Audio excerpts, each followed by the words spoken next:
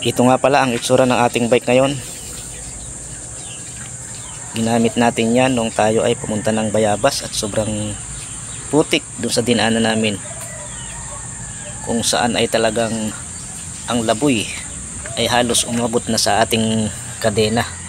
Kaya hanggang sa kadena ay meron tayong nakikitang putik. Ayan, talagang sobrang putik doon sa dinaanan natin. Tatanggalin muna natin ito bago natin linisin. Ayan, hindi na mahitsurahan yung ating bike sa sobrang dumi. Dadalhin natin ito doon sa malapit sa gripo at doon natin lilinisin. Guys, andito na nga tayo sa gripo kung saan dinala natin yung ating bisikleta para linisin. Ayan, at yung kadena nga, kung makikita natin, kung mapapansin sa video ito, ay nagkaroon na rin ng kalawang. Ayan, pero pagkatapos nating linisin yan, lalagyan natin ng langis.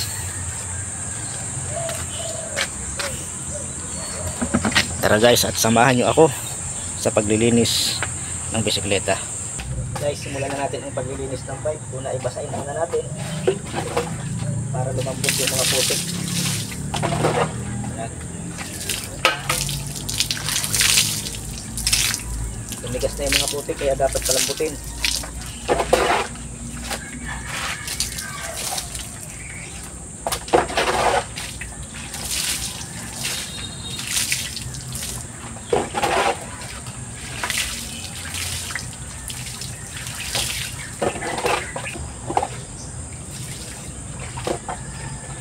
Guys, dahil nabasa na natin yung ating bike, sasabunin na natin.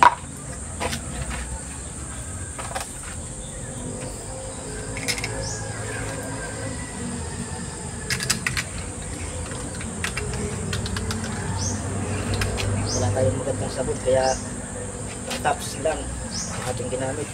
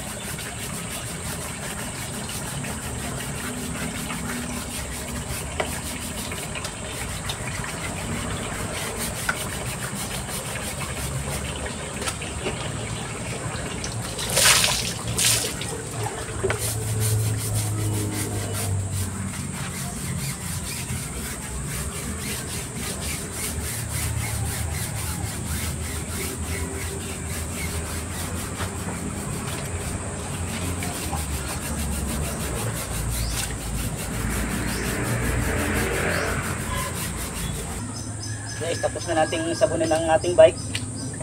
Babandawan naman natin para matanggal yung mga sabon, yung mga dumi.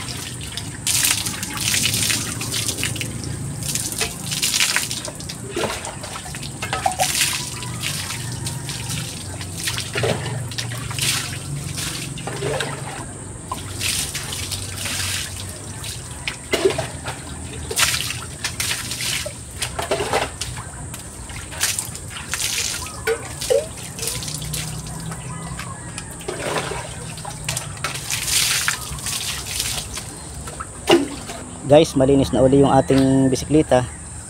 Ayan, pwede na namang gamitin, kaya lang nakakahinayang gamitin kapag maputik. Sarap pasanin na lang kapag maputik ang dadaanan. Ayan, malinis na ulit, pwede na namang pumadyak.